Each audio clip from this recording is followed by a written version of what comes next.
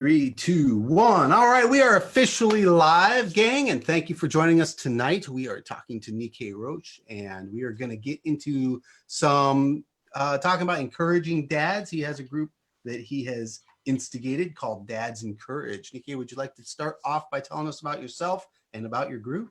Sure.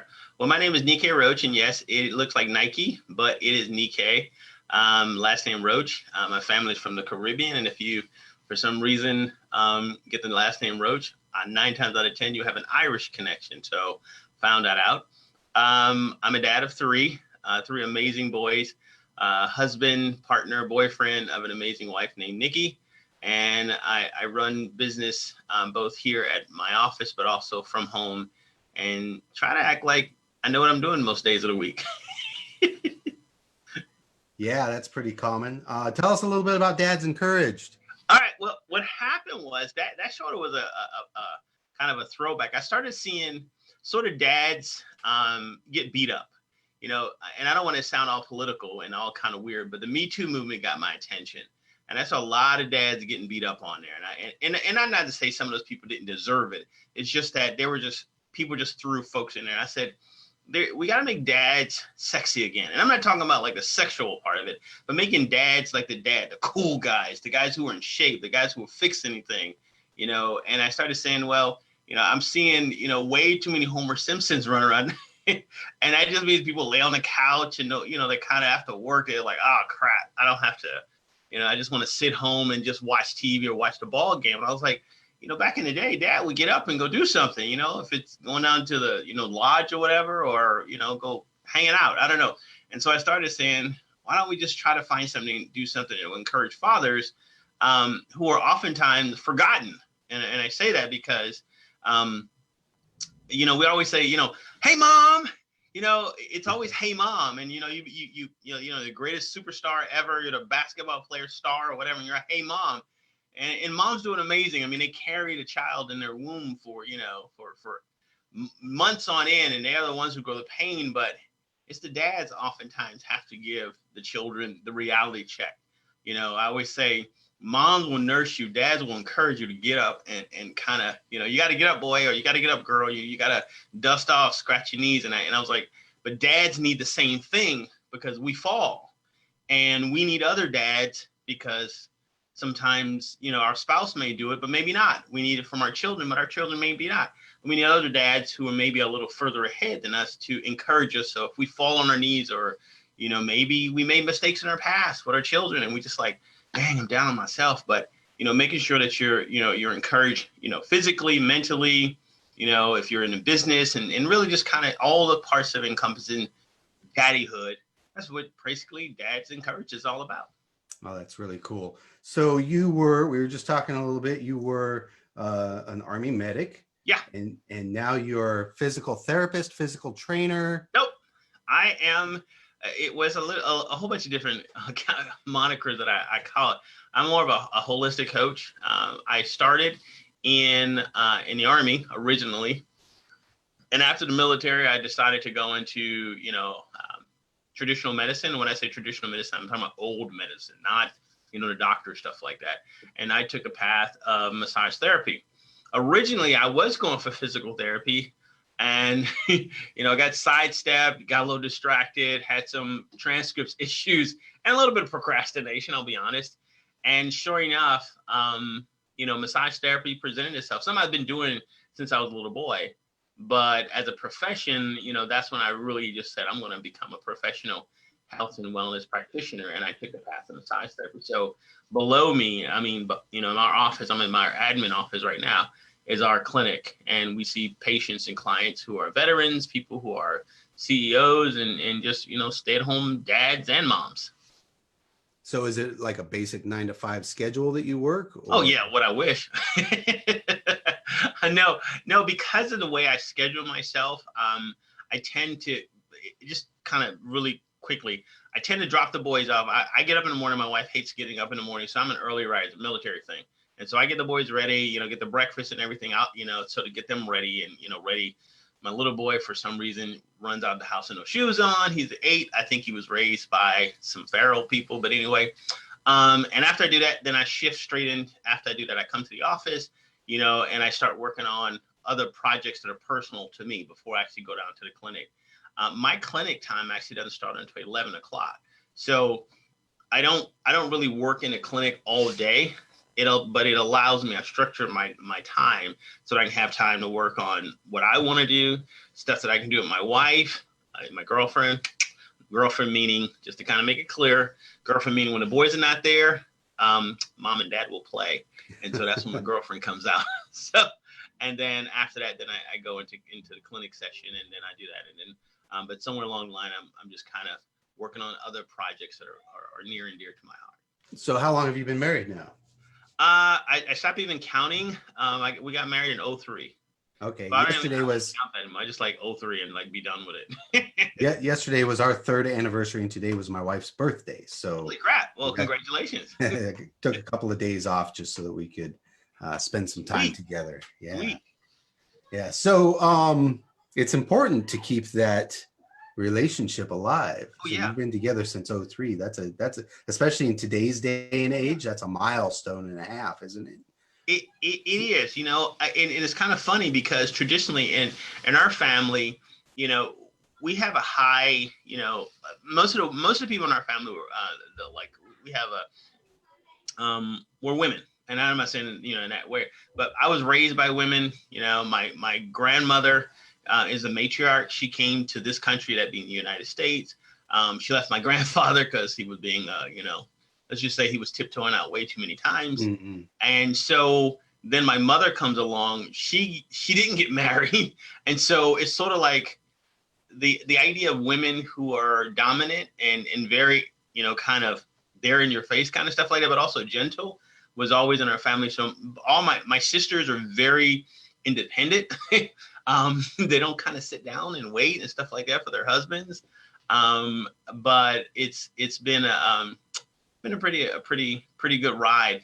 And because there was so many single women, I mean, I say in my family, there's really only one group. It was my aunt and uncle who stayed together so long. Everybody else divorced. Mm. And so I understood that there was something kind of almost, the idea that you don't stay married. And I had to go in and start learning, what do you have to do to stay married? It's not we love you every day. Sometimes she farts. Sometimes I fart. Sometimes the kids are driving us. Sometimes we have to remember to do the little cute things. Like today we were listening to some Brazilian music, which I love. I don't speak Portuguese and I'm going along with it. But she was right next to me. I said, let's do a quick dance. And she, just some little things, or maybe bringing her, some chocolates, or just I'm out and I'm just these little things. And I find that people who are successfully engaged in the business of marriage, and I use that term intentionally, tend to do really good at it. But those who sort of like, she got fat, or, she no longer a super fox like she was when she was in her 20s, she got a few of these, or it's so you sort of get that, but you sort of got to keep working at it. It's like a business. You don't get customers by just opening your sign and hoping they come. You become successful because you keep working at it. You keep innovating, and you find new ways to make the marriage exciting. And it's sort of like you got to innovate the marriage all the time. And that's kind of what I've learned from studying and talking and being mentored by other successful couples. And I learned even in business that if you want to be successful in life, anything, don't look at the people who failed at it. Look at the people who are successful at it and ask them, what's your formula? And undoubtedly, they've given me like a whole roadmap of, this is what you do. This is what you don't do. Provided you stay within these lines, you can get close to the line, but don't ever cross the line, because that usually turns into divorce. And in my case, I'm married to a Caribbean woman. That's probably a death. So you came from a long line of eligible bachelorettes. Yes, very much so. And still in our family, my mother is single. So Wow. Go figure. She divorced my dad, not my biological father. She was never married to, but my dad, she divorced because, it just didn't work out. So again, these women are they're not going to sit around and wait for you to kind of fix your things all the time. They're like, either you fix it, we're going to try to work on it. But if you're going to sit there and linger, I'm out. So at what point in your relationship with your wife did you come up with this success mantra to be able to build the family team? Like you didn't Actually, jump right into it in 2003, right? Did you already yeah, say, yeah, yeah. I have this idea of how I want this to work, or? No, no. She actually, it was interesting with my mother. So my mother, my mother kind of keeps coming back in this theme, and she was the one who introduced us. She was, my mother's traveled all over the world, and she met Nikki while she was traveling in the Caribbean, and she was like, "Hey, I got this single husband, a single, son. He's my only son. You look like him." My mother's like a fixer, and it's ironic. She can't really stay in a relationship, but she's really good at matchmaking. And so who better than I asked her, I have a series of failed relationships, and I asked my mom, "Can you help me?" And she helped me with that. But there's only so much that my mom can do, because remember, her past is not successful relationships. Right. So I had to go and really plug in. And so I started kind of looking at other folks. And then I went to a seminar. And this was a little later, because we started having some issues, especially I think is that the issues are not necessarily a relationship with the individual. I think the issues are sometimes with the family parts of it, or their parts in my family gets in our business all the time, and we sort of, and it got friction on it, and we came pretty close to the line a few times. Right. But realizing that I had folks that I can call and say, oh, these people about to drive me nuts. And I think it's just a difference in the way they were raised. My family are we're Panamanians, so we're gonna get it done, or we're not gonna do it, or we're there on time. And my wife's family is Jamaicans. They sort of get around to it eventually. And so you have somebody who's in the fast lane, which is my family, and you have somebody in the cruising lane, and that's my wife's family. So they cruise along. And if you've ever been to Jamaica for any length of time, I like to say what can be done tomorrow will be done tomorrow, or next week, or a year from now. But on the Panamanian side, what can be done tomorrow better be done today. Yeah, I lived in Italy for 4 years, and they had a term that domani means tomorrow. And then Tomorrow. dopodomani actually means never, because if you wait till after tomorrow, it's just never going to get Never happened. So very apparently Italians got that idea too. Right on. So, yeah, when you get into a relationship, it's a lot of times like you meet somebody and you guys get along really well, and you don't realize that there's all these external ties, not even necessarily baggage, right? But just friends and relationships that they have that you haven't invested in yet. Correct. So that's always a big move. And once you have all of those things kind of worked out, then things start moving forward. Tony Robbins, I believe, once said that you have to believe that your wife always has the best intentions in mind for you and your family. And if you don't believe that, then that you need to check your relationship. I agree with that. Yeah, I agree with that. And my wife is amazing, and not only she's just outwardly beautiful. That's me. And every person has what they perceive as the most beautiful person they ever met, and that's right for you. You shouldn't think everybody you see is, they may be attractive, but they're not beautiful at the multi levels. And I think that's kind of thing. And my wife is kind of similar in that she really is that person. It's sort of like, and I want to sound like she was my perfect match or something like that. But we work towards realizing that each of us have shortcomings. And her shortcoming sometimes is procrastination. My shortcoming is I move faster than she does. So we tend to speed each other up, and she helps me to, stay within the speed limit. Yeah, that support's so important. So you and I met last year at Funnel Hacking Live, which is coming up again at the end of this month. That's pretty fantastic and exciting. Great event. Yeah, absolutely. What did you take away from that, and how did it change the way you do business? I remember, when I first came to Funnel Hacking Live, it was actually my friend Lynn Plata, who is also, she's a stay-at-home mom, among other things, as an entrepreneur. She's married to an amazing Crispine, who actually came to this country, from Mexico, come from a large Mexican family, hardworking, salt of the earth kind of people. But he realized that his solution, in Mexico wasn't going to get it. So he came across the border, worked in a series of jobs, learned culinary arts. And today he's a master chef up in the Chicago area. But she was the one who told me about Funnel Hacking Live. I'd known about ClickFunnels through Tom Challen, who he coached me along with some other in the network marketing space, but it was through that. But then Lynn told me about Funnel Hacking Live. So I'm giving kind of a long story to get back to it.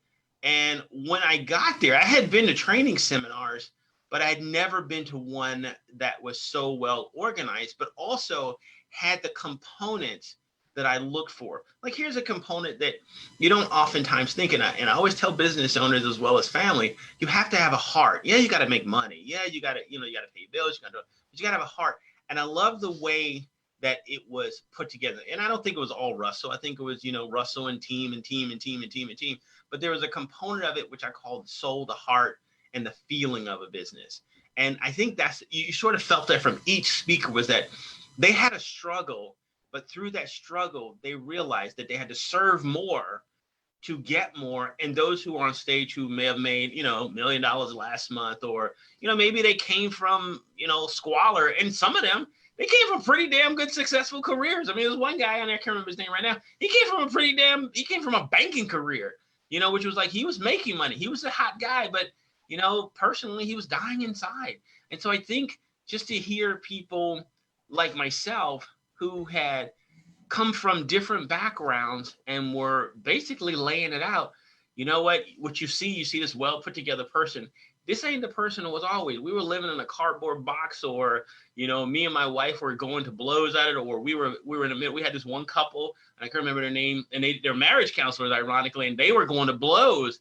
And now, because they realized that there's a mechanism and there's a formula for successful marriages, now they go and make a successful income helping other families. And to look at people from the outside, sometimes, I mean, you see Hollywood and you think, oh, they're super fine. But then you see these odd looking couples where the guy or the girl may be super hot, like you would say, and the guy looks like, what? And but you realize that is the magic in relationships. And I think from that's where I saw the soul. That's where I saw the heart, and I saw the passion, was that there is more to it. And then from that, you develop a passion project, like what Russell had, helping the kids. And that's something in my side, because, I come from an interesting background as well, but to be able to try to not only, because I've heard this before, and this is a little different. I've heard people say, oh yeah, we're going to, one of my trainers, she's all about helping children get out of poverty. But I think one of the things that really got my attention was the Operation Underground, was the fact that they went a little further. They said, well, we're not just going to take you out of prostitution or molestation or, servitude or, slavery, bondage or whatever. We're going to create something that's going to give you something so that you can build it up. We're going to hire people who are professional to help you, counsel you through these challenges. But also, let me give you a way to make money, because the reality is, yeah, you can pull somebody out of squalor, out of the hood, out of the dungeon, out of the, the ground, out of the, for lack of a better word, the poop hole.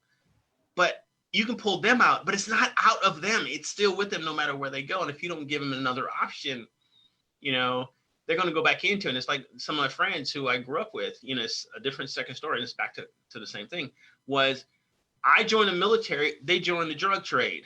Mm. I came back to my neighborhood, but had no desire to go back into the drug trade. Some of them came back from prison, and they still went back into the drug trade. Right. So I think that's what I like. That's what really touched me more.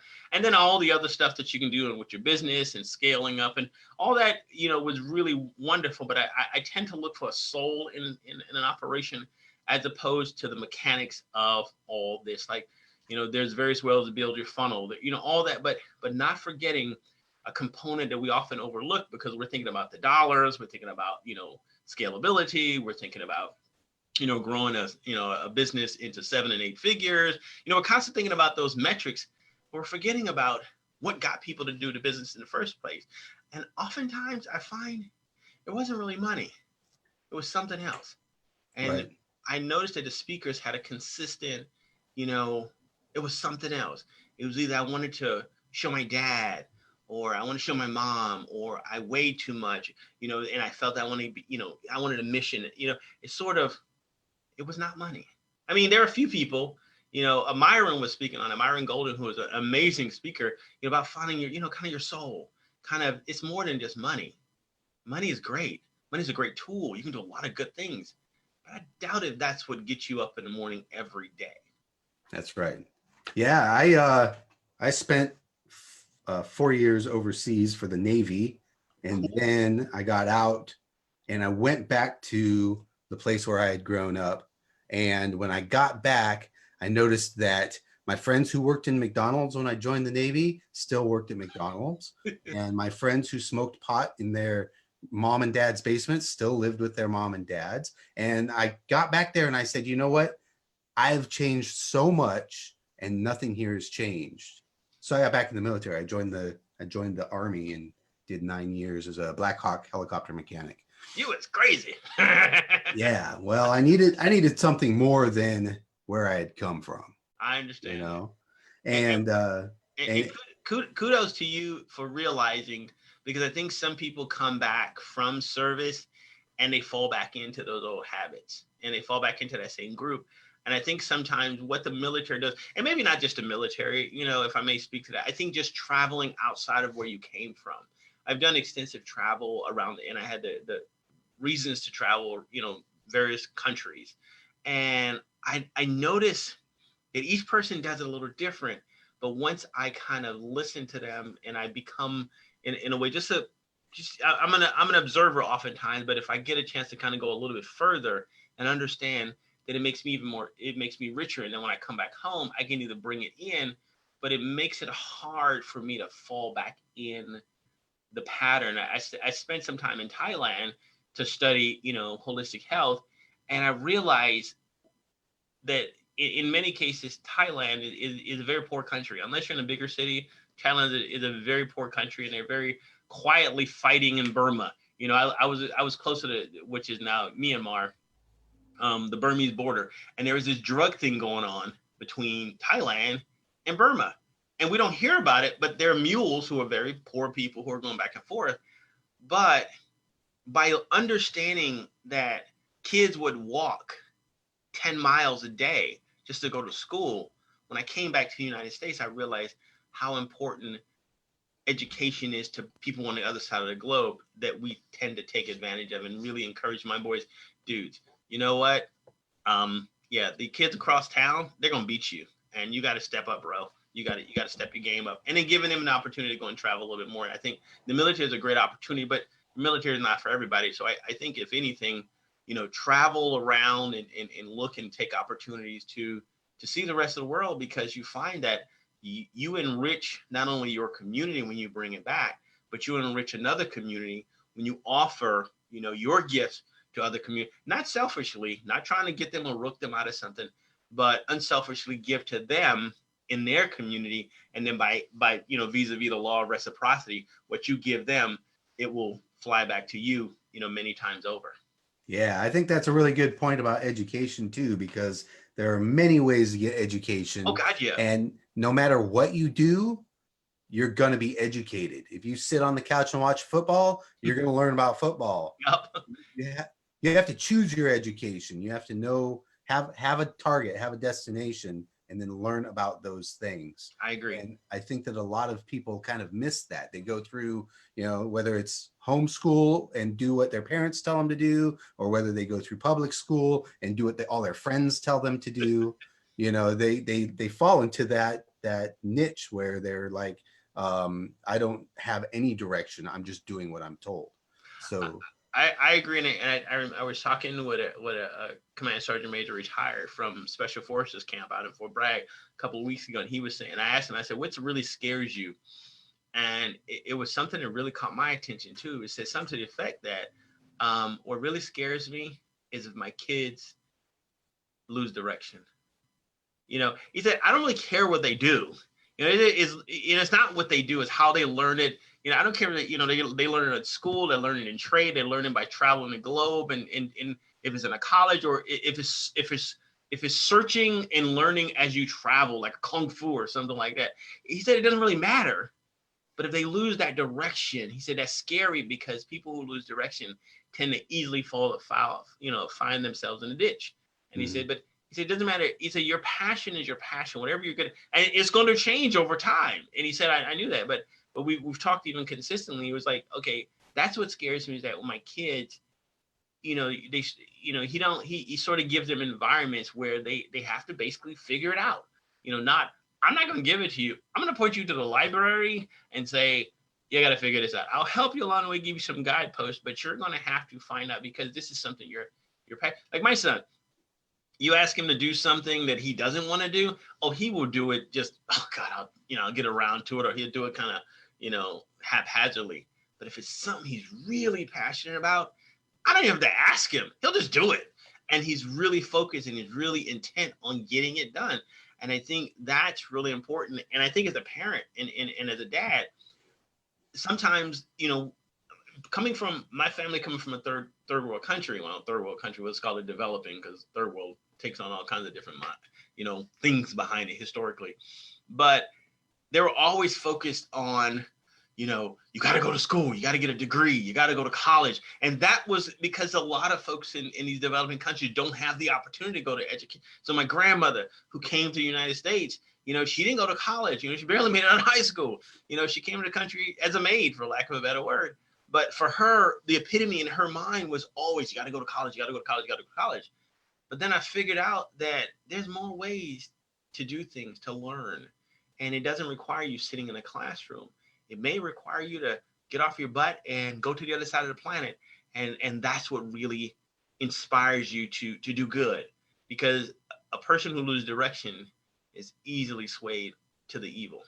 Yeah, one of the things that I had just kind of noticed the other day, I was thinking back about when I was my son's age. He's 13 now. And something that happened to me that never seems to happen to children his age is being bored. Like when we grew up, we were bored all the time. And what do we have to do? Watch TV, read a book, and all 3 channels to choose from, and I'm probably dating myself a little bit by saying that. But now there's 350 or more channels. There's YouTube, there's the cell phones, there's whatever they're learning in school if they have homework. I mean, there's always constantly something bombarding these children, and they never really have the time to just unplug and relax and have the opportunity to be bored. And I'm glad you brought it up, because my young son, who is the most hyper, and if he's not oscillating at, there is revolutions, it's just, he freaks out. So he's the one who will come to me and says, Baba, that means dad, by the way. Baba, I'm bored. And that's because, if it's on a weekend, it's like, you're not going to watch, TV or, Netflix, whatever, usually it's Netflix, until after the sun goes down. So he's sitting there trying to figure out what he's going to do.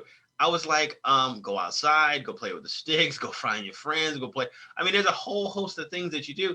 And I think, to be able, I think one of the challenges of today's child is noise, and always being stimulated and not allowing that, that boredom to be creative.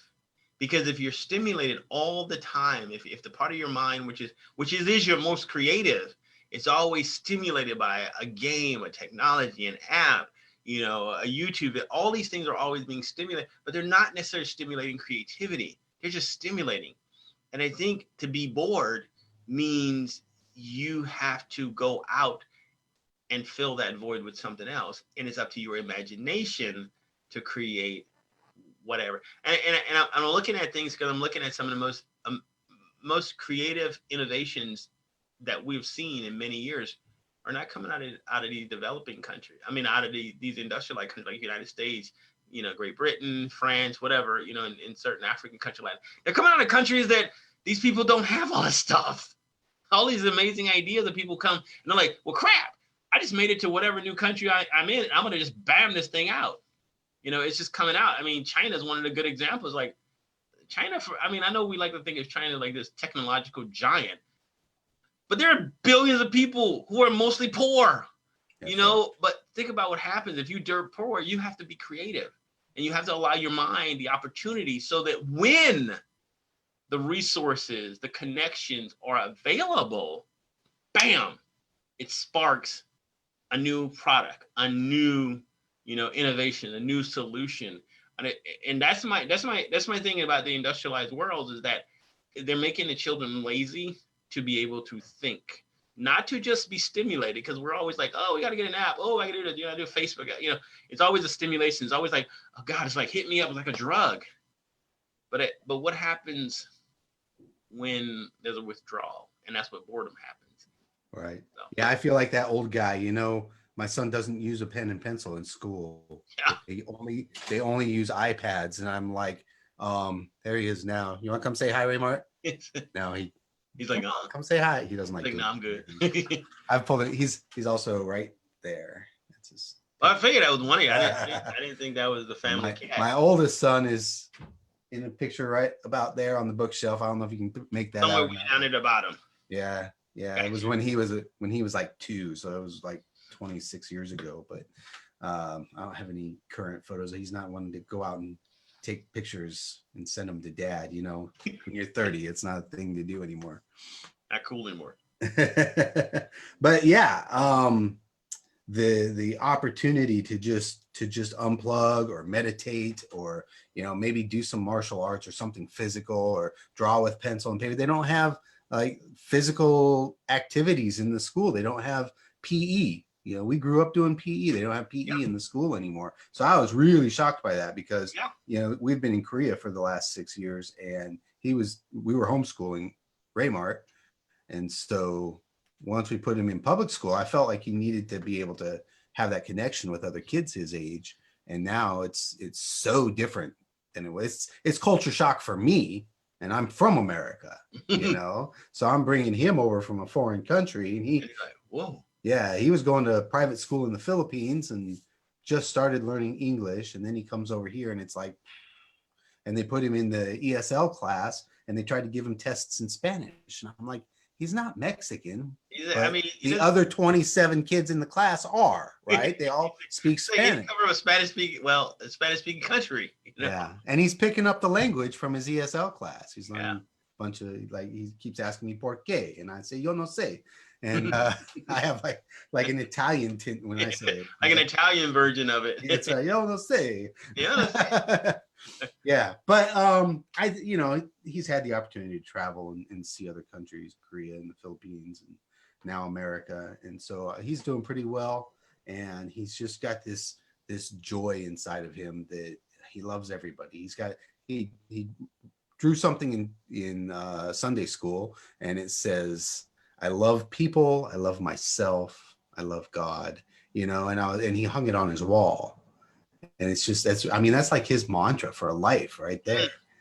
That is a powerful, you keep that and apply that and just use it in different environments, and wow. Yeah, he's a good boy. So when he gets bored, I say, go play the piano. There's plenty of noise there because he doesn't know how to play. It's you don't become great at something until you're bad at something. That's right. Yeah, so I want to get back to Dads Encouraged, because this channel is 1,000 Dad Jobs, and our goal here is to help men realize that, if they are stay-at-home dads, that they're still able to provide for their family without losing their hero status, and spending all of their time away or anything like that. Oh, he brought it. He wants to. Here you go. You want to show me now? Yeah. Oh, nice. Oh, now I see it. I love people. I love people and family and myself. I love Jesus. Only divided between God and the world. Wow. Yeah, so he keeps that over his wall. Yeah, he keeps it over his bed. Perfect. Yeah, good kid. So the point with 1,000 Dad Jobs is that a lot of people don't realize that there is right now in America 7 million or more either single dads or stay-at-home dads. Correct. And the reason why it's hard to justify who a stay-at-home dad is because historically, if a mom stayed home, she was just a stay-at-home mom. It was acceptable. It's still not quite accepted in our culture. And so the regulations that the government has put on who is and isn't a stay-at-home dad is that the wife has to have held a job for a year or more while the dad stayed home with the children. Wow. If she had a job for 6 months, got laid off for 2 weeks, and then picked up a new job, it doesn't count. He's not considered a stay-at-home dad. And of single fathers, only 10% of single fathers are allotted benefits. And there's right now 4 to 5 times more single fathers in America than there is single mothers. But single mothers are allotted benefits like that, like that. It's expected. It's just the way our culture has gone. And it's not, blaming politics. It's not blaming men or women. It's just the way that that everything has grown from, the 60s and 70s to today. That's the way that the organization was built to support Americans. And now it's not working because there's more women at work than there is men. So we put 1,000 dad jobs together to be able to say, one of the things that I like to look at is multi-level marketing. Mm-hmm. And you said something about network marketing also earlier. Mm-hmm. Historically, MLMs were generally run by women. Exactly. Because there was Avon, there's Tupperware, there's Pampered Chef, and mostly, women-driven products. Mm-hmm. And a woman would get together and she'd have a Tupperware party and she'd bring all her friends. And then some of her friends would be like, "What? How did you get into this? Why are you doing this?" And they'd have a community session, and then some of them would pick it up and their business would grow. You could probably make a couple extra $100 this month if you did this as well. But right.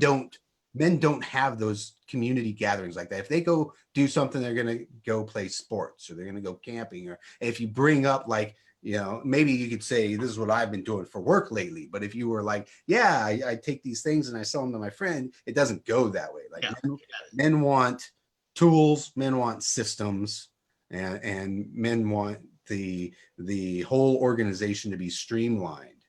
And the reason why MLM is so ripe for men right now is because, for one thing, no one's doing it. And with 7 million dads staying at home, there's a real opportunity there. And the other reason is because you can get into an MLM for less than $500 and start your own business. Yep. And there's not many opportunities to do that, in other types of jobs or business, or if you opened your own McDonald's, it's going to cost you $1 million and a lot of time to get involved. No, it costs you more than $1 million. Okay. Yes, yeah. I think it's 2 and some change. I think McDonald's one of the it's franchisee restaurants, if I'm not mistaken. McDonald's is the highest, and I think as a well-known one, Subway is the most inexpensive to get into. But I wanted to speak to the network marketing or multi-level marketing or I don't want to say affiliate marketing because that's sort of a little bit different. Yeah. But relationship marketing, that's the third term that's used. And the trainer who helped me, it's ironic that you should bring that up. When I was first network marketing, I started years ago, get into it in some regards, and been okay with it. It was always sort of there. But I think you're right that a lot of times it was all about, let's get together on a weekend and, let's get our friends together and let's lie to them and tell them to come together, that we're going to do this and we're going to sell them a product. But I think enough. And I think from that standpoint, there's a lot of men got involved in network marketing. And I think that's what really happened. And some of them were slimy. I ran across enough of them, and I'm sure you have in the past. But the vast majority of them were very successful business people, that they came from a very, what would be called an esteemed business. They were either, in law, or they were in construction, or they were in medicine, or, they were in storefront businesses. They already had the know-how. They just did not have the systems that will allow them to duplicate and scale effectively. And I think network marketing does give you that ability that you can come with minimal investment. And I think you probably pointed it out. I mean, when I got started, I've spent millions of dollars in my business alone, just in marketing and infrastructure and just, all the different software we have to use and regulations and a whole bunch of stuff. The good thing about network marketing is that most of that stuff is already, and provided you get a company that has a good track record, that has a really dang good product, that has an amazing, sales process, and also has technology to allow you to scale. You don't want something that says, hey, let's just get together and I got some Tupperware. But if, you have an auto ship, or you have an app, or you have a website, or it's kind of funny. Zoom, and I'm going to say this because it's kind of funny that this happened. most of the common technology, and this is something for those who are not history buffs to find out, most of the current technology that we consider like conferencing was exponentially grown by network marketers. It wasn't the Fortune 500 people came along. Texting was actually girls doing it, but never mind that. But those little messaging, that came from network marketing. The fact that you and I can do this on Zoom, it wasn't until way later that big Fortune 500s came along, but it was the internet, it was the network marketers who started finding out. Autoresponders. I know Fortune 500 companies don't even use those. I found out about autoresponders through network marketing, how to create them, what is copy and all that stuff. It's the language, but I learned a lot of these things doing live webinars. I didn't know what a webinar was until I became, a network marketer. So it's a lot of technology that's always coming out, always looking for innovations. Some of the greatest innovation in communications and how to be able to grow a business effectively is done through the network marketing space. And I think you were right when you said education comes in different formats. I learned the majority of my business skills through network marketing to run a storefront business. Kind of weird. You said, well, I should have learned at a business school. But not really. And one of the other things I like about network marketing, and my wife runs that side of it now, is that your degree, you don't pass a test. You go to college, and I've done the college thing, and I'm not knocking it. It's a great experience. I think those who find it appropriate should do it. I don't regret it, but a lot of what I learned, I would never, ever use. But in network marketing, and I had one of Tom Challen, or was it Danny Johnson, one of my trainers once said that, is that you don't get a test in network marketing. You make money. That's your test. That's right. You know you did good on the test because you have a satisfied customer. You ship them, their product got shipped. They're loving you. They sign up for your auto ship.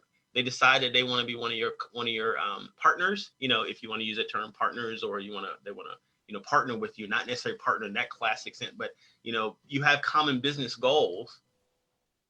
You learn that through, and I think for dads to be able to do that, to not to take away from the women, because people like Mary Kay, who's an awesome, amazing, huge company, nothing, yeah, from nothing to a billion-dollar organization, Amway, which came around in 49.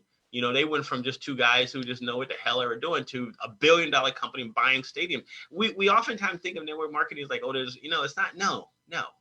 Yeah, a lot of people don't know that Avon started as a multi-level marketer. I mean, you can go down the list of companies that are currently now Fortune 500 companies that started out as network marketing. And to this day, they still are.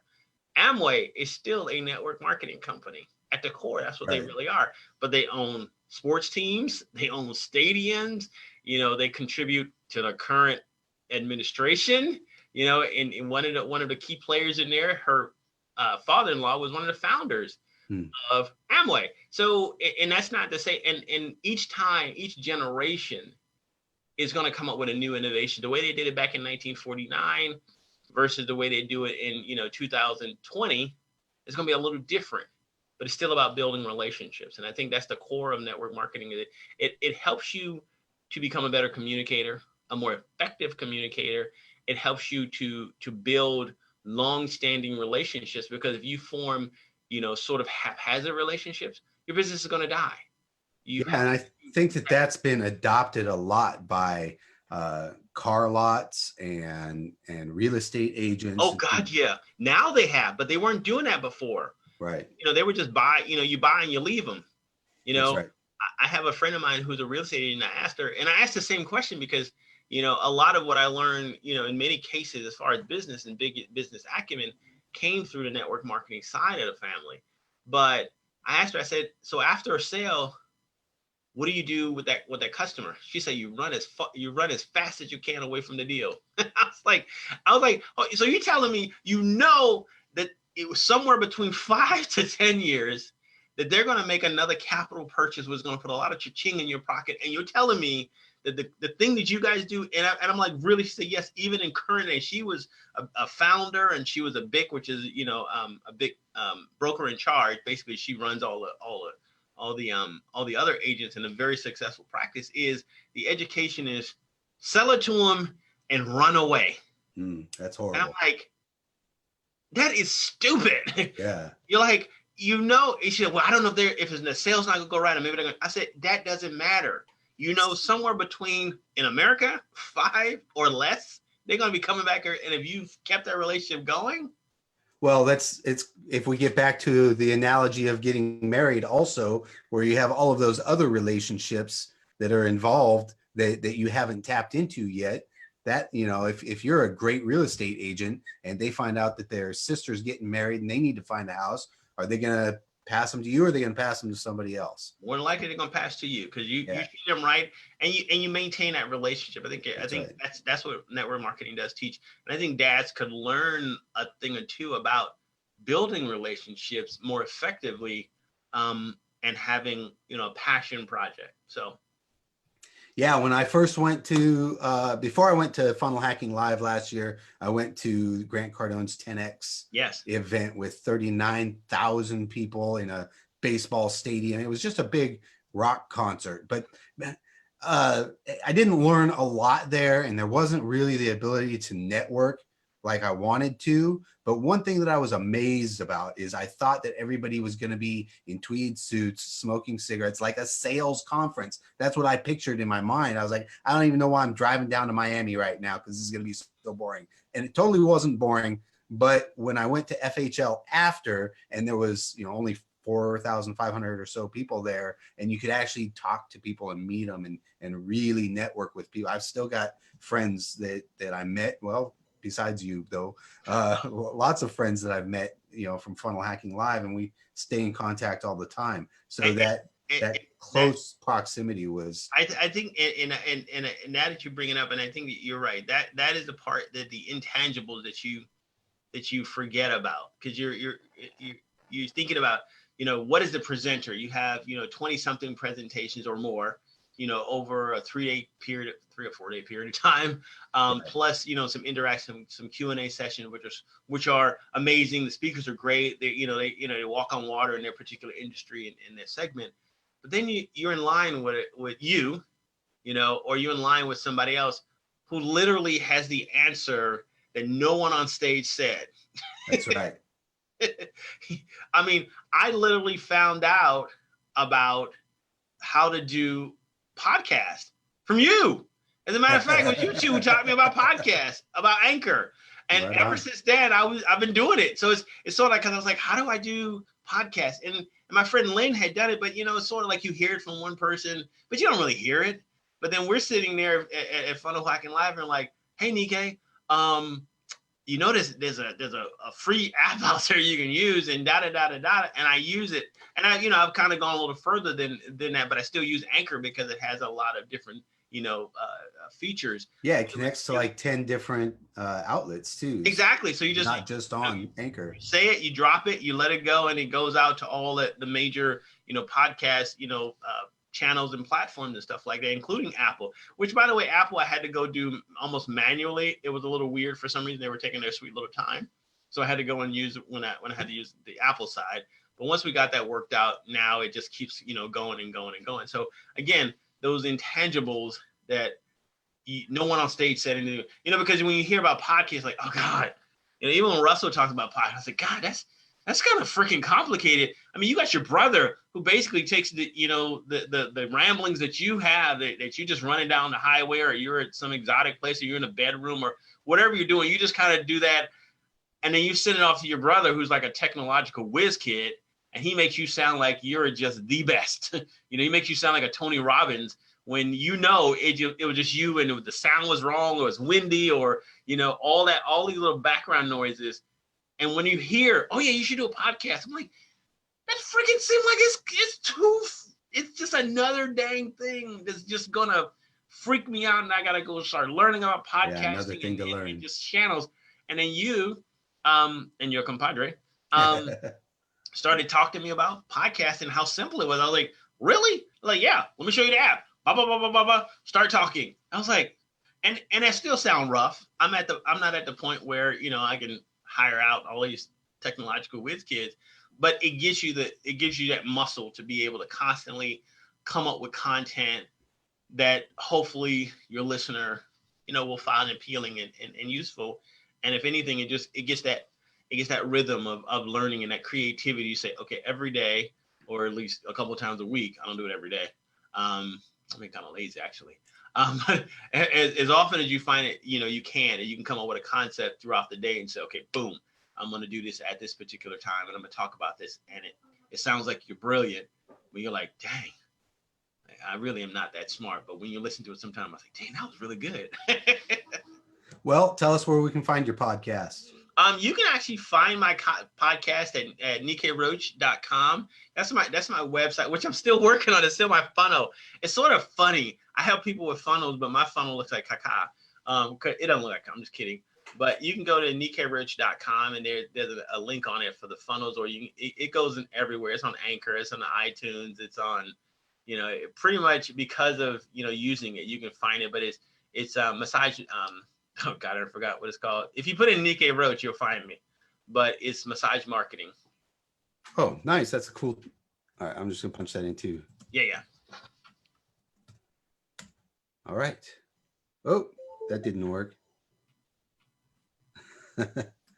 The autocorrect wanted to automatically put my name in. Let me get that right. It does that sometimes. Yeah, there we go. Massage marketing secrets, Nike Roach. Well, I'm not putting secrets on there. They're gonna have to listen to the podcast. Right on. It's been fantastic to touch bases with you again, and I really appreciate you coming on. Is there anything else that you'd like to say? Well, I want to thank you, because I wasn't sure what this format was about, for allowing me to speak to your audience, to your dads and everything. And, I always say, it's sort of, sometimes we as dads, we go through some stuff, we go through all kinds of stuff. We have doubt, sometimes, you might see something, that looks a little cute on the side. You might be like, well, maybe I should go and get distracted. Ask some other dads who successfully navigated that temptation or that field or that landmine, because there are things that we can definitely slip on. But you, as a father or a father to be, or you're a grandfather, or even your mom or something like that, you're in a unique position. You are, for lack of a better word, the hero of your daughter or your son. And it's a heavy responsibility, but it's also fun as crap, because you're learning while you're teaching. And I heard somebody say, if you want to, the best way to teach somebody else is you got to learn too. And so it's a great experience. And then being able, I think what you do and what your family and what other dads do, in their traditional jobs, is finding the time. And I think that's a really important thing. And that's why one of the reasons why I like being, quote unquote, self-employed. I call it, it's not really self-employed. I work for my kids so they can eat and whatever stuff, and my wife. But to be able to to be able to have the time, and sometimes the monetary rewards may not be there all the time. I mean, some days, some weeks you have a really good week, you have a really good season, and some days a little bit more challenging and stuff. And you got to just get creative. But money will die. Money will disappear. You can't take it with you. But that relationship that you form with your child or the neighbor's child, and don't be afraid to go out and find those other children whose dads are not there in their lives. Because I had a lot of strong women in my community, but I like to say that my dads, and I have my dad, but I have other dads who are composite of many dads. So you're like, who is your hunter dad? My dad did not like hunting. He was a dancer, and he was a philosopher, and he was an artist, and he basically was a hippie. So he hated hunting. But there are other dads who love fishing. My dad wasn't a farmer. He was he liked to make theories about stuff like that. He that was his skill.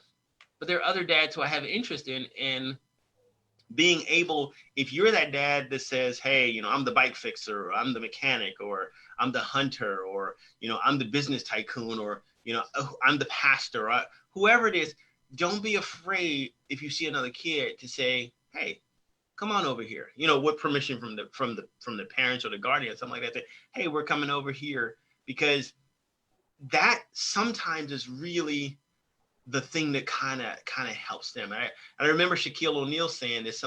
He was like, his own biological father wasn't his life, but his coach, when he was in college, became his composite dad, plus the assistant coaches, plus other adults in his community.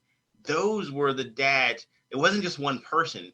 It was the group of dads. And I think that's important now. And I see nowadays, and I know I went a little long-winded, is that you have to, dads have to get back out there, because we've been kind of scared, and we've kind of gotten a beating. It's like, oh no, some dads got a little too freaky with kids, and they weren't supposed to do something very inappropriate. But we have to step past that fear and say, hey, I'm here to stand for you. I'm here to stand for your business. I'm here to stand in your community. If I see your child doing something inappropriate, and if I say, I'm gonna check them right where they are, and I'm gonna bring them back to your house and let you know that I checked that kid. Because if you as a dad don't check that kid, law enforcement, the drugs, the forces of evil will get them. And right. The worst thing you see is a brilliant child, son or daughter, who got lost because there wasn't a dad to check her or him, to put them back on their path, so that they won't be like, I have no idea what I'm supposed to be doing. And so to get back in that movement, and to get back involved with your neighborhood. And I caution technology. I think technology is amazing. For us to do this communication, it's amazing. But technology is really slowly eroding relationships in your community. You have people who will Facebook each other, who live right next door, who don't go next door to see their neighbor, who've never been in their houses. Drop the apps, drop the phone, drop the whatever it is that you communicate with the person across the world, and go with the person across the street and find out their pains. And you find that you'll be probably more influential in your small community than you could ever do with somebody across the pond. Well, it might seem kind of cliche now, but it really does take a village to raise a child. And I think exactly. I think another important point is that you were talking about the dads who helped raise you, who weren't your dad, and we can never give that up. Like, you need a mentor no matter how old you are. You need somebody to look up to that's going to help guide you in the things that you're interested in. Never stop learning. I have a mentor whose name is Baba Jesse. Interesting enough, I had a crush on his wife, but that's never. When I was a single teenager, I had a crush on his wife. Didn't know it. She's a very attractive. I mean, I think she's in her 60s now, but she's a very attractive woman. I was like, and then my mother said, she's a mother of 3. I said, no way. But anyway, Baba Jesse, he's in our dads, and he's one of our contributors constantly. But he's a grandfather now, and he was a high school basketball coach, and he was a teacher in high school. And he's sort of, if I get into anything kind of weird or something like that, he's another dad who's not my physical dad, but he's a grandfather, and he's an elder to be able to say, hey, Baba Jesse, I got a question. My sons are going through a phase that your kids did. All of his kids are adults, and their father, he has 3 boys like I do. So we have a very similar, and we're both married to amazing women. They're attractive women too. And Baba means dad, by the way, for those who try to forget. And usually you don't say Mr. in our tradition, you say Baba before it. So if your name is, Baba Christopher, you would be Baba Christopher. So, this sort of, anyways, it's traditional way of doing things in our community. But Baba Jesse is a good place. And then being able to still learn from long-term relationships. What do you do after the kids leave your house? Right. That's great. Game. I got 11 years. Good point. Yeah, I'm looking at another 5 years before Raymart goes off to college. So I got 11. So we got to prepare for. Yeah. No. Hey, I really appreciate you getting on here. And however our listeners like to absorb, we have 1,000 Dad Jobs on YouTube and on the podcast. And if you do go to YouTube, we're still trying to get the first 100 followers on that, because I just started the channel a couple of weeks ago. So if you go there and just subscribe, as soon as we get those 100 followers, we can claim that name. So that would really help us out a lot. Thanks, guys, for listening in, and we will see you on our next show. We're going to be talking to an author who is really fantastic, and I'm excited to see you guys there. Thank you for jumping on.